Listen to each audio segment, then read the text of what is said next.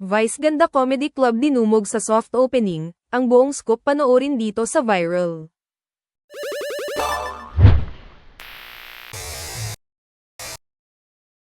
Comedy Club ni Vice Ganda dimunog sa soft opening nito.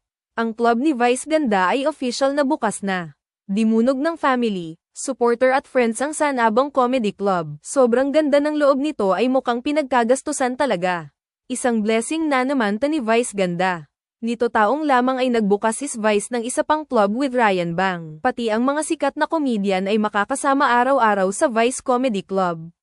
Suportahanin ang unkabogable star Vice Ganda. Pwede bang maging love ang live stream? Love stream. Now stream.